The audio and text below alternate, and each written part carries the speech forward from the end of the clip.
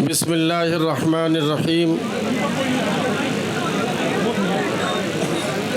आज के इस मुजाहरे की सदारत फरमा रहे ऑल इंडिया मिली कौंसिल के सदर आली वक़ार, स्टेज पर मौजूद तमाम ही तंजीमों के, all India Muslim personal law board के सदर आली वक़ार और तमाम ही तंजीमों के सरबराहान, हमारे दीगर तमाम मेहमान, बुज़ुर्गों और दोस्तों, मैं सबसे पहले तो आप हजरात से बहुत ही अदब के साथ गुजारिश करता हूँ कि आप हजरात अपनी जगह पर बैठ जाइए।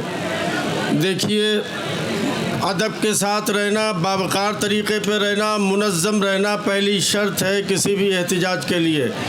आपके दरमियान में जो आवाज़ें आ रही हैं ये मुनासिब नहीं है। आप बात सुनिए लोगों की, सारी क़यादत आपकी जमा है और दसियों मेंबरान पार्लियामेंट आपके बीच में आपकी बात कहने के लिए आए हैं। अगर आप डिस्टर्ब करेंगे या डिस्टर्ब होंगे तो इस धरने और मुजाहरे का वक़ार जो है वो मुतासर होगा।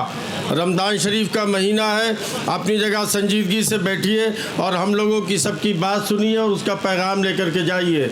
अजीज़ों और दोस्तों, मैं सिर्फ 2-3 बातें आपके दरमियान में अर्ज़ करके आपसे गुज़रता हूँ कि पिछले बहुत दिनों से, कई सालों से इस मुल्क के सामने बहुत से गंभीर चैलेंजेस और मसाइल हैं और हम लोग उससे लगातार जूझ रहे हैं और जो हालात हैं जिनको हम फेस कर रहे हैं उससे आप अच्छी तरह से वाकिफ़ हैं। हमारे सामने इससे पहले 3 तलाक़ का मसला खड़ा किया गया, मदारिस पर हमला, मसाजिद पर हमला, ये सारा एक सिलसिला है जो लगातार चल रहा है।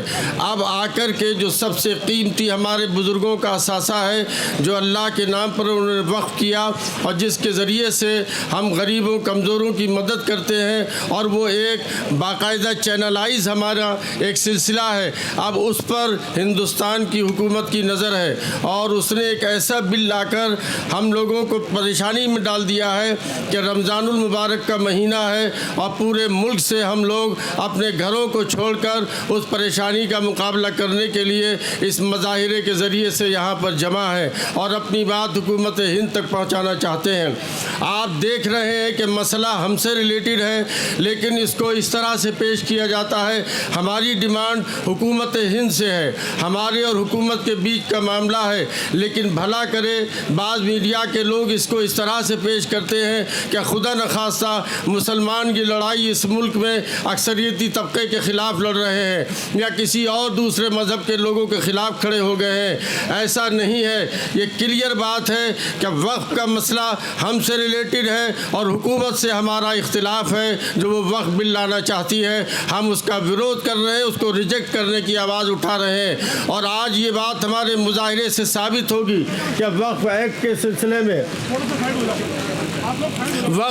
सिलसिले में न सिर्फ मुसलमानों की तरफ से ये मुजाहरा हो रहा है, न सिर्फ मुसलमान जो है वो उसको रिजेक्ट करने की डिमांड कर रहे हैं, बल्कि सैकड़ों मेंबर, दसियों मेंबरान पार्लियामेंट और दूसरे तमाम गैर मुस्लिम तंजीमों के ज़िम्मेदार भी हमारे स्टेज पर मौजूद हैं और वो आज इस वक्फ़ बिल की मुखालिफत कर रहे हैं। मैं सिर्फ आपसे 2 बातें कह के गुजरता हूँ, आपको बहुत से लोगों की बातें सुननी होंगी कि हम इस वक्फ़ बिल को किसी भी हालत में मंजूर नहीं करेंगे।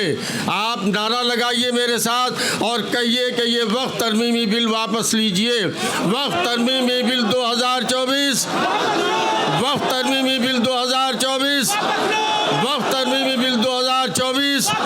ये समझ लेना चाहिए हमारी हुकूमत को कि हम अगर सब्र के साथ हालात का मुकाबला कर रहे हैं तो इसका मतलब ये नहीं है कि हम किसी दबाव में हैं, हम किसी परेशानी में हैं, बल्कि हम चाहते ये हैं कि ये मुल्क खुशहाली और तरक्की के रास्ते पर आसानी से चले और हम सब मिलकर अपने मसाइल को हल करते चलें और यहाँ पर हर शख्स को इज़्ज़त मिले, हर शख्स को रोटी कपड़ा मकान मिले और वो अपने मजहबी हुकूक़ के साथ यहाँ पर जिंदा और सलामत रहे। ये हमारा मुतालबा, ये हमारी कोशिशें हैं। आज का ये मुजाहिरा आपको एक नया पैगाम देगा और लगता ये है कि अगर ये बिल वापस नहीं हुआ तो हमें जमहूरी अंदाज में पुरअमन तरीक़े पर दस्तूर की रोशनी में रहकर अपनी लड़ाई को लंबे तरीक़े पर लड़ना पड़ेगा। लेकिन मैं एक पैगाम चंद शेरों के ज़रिए आपसे कह कर के हटता हूँ कि हिम्मत और हौसले के साथ रहिए। ये बात जो उड़ाई जाती है कि हम कमज़ोर हो गए, हम डर गए, हम खौफज़दा हो गए, ऐसा कुछ भी नहीं है। मैं ऐलान करना चाहता हूँ और कहना चाहता हूँ और आपके दरमियान ये पैगाम छोड़ना चाहता हूँ कि इसी खाक से, इसी ज़मीन से उभरते चलो, बड़ो दिलेरो अंधेरों से जंग करते चलो। सिसकती रात का सांचा पिघलने वाला है और सहर करीब है, सूरज निकलने वाला है। इंशाअल्लाह ताला हालात बदलेंगे और हम इस मुल्क को सही रास्ते पर, सही दिशा पर ले जाने में कामयाब होंगे। बहुत बहुत शुक्रिया। खुदा हाफ़िज़।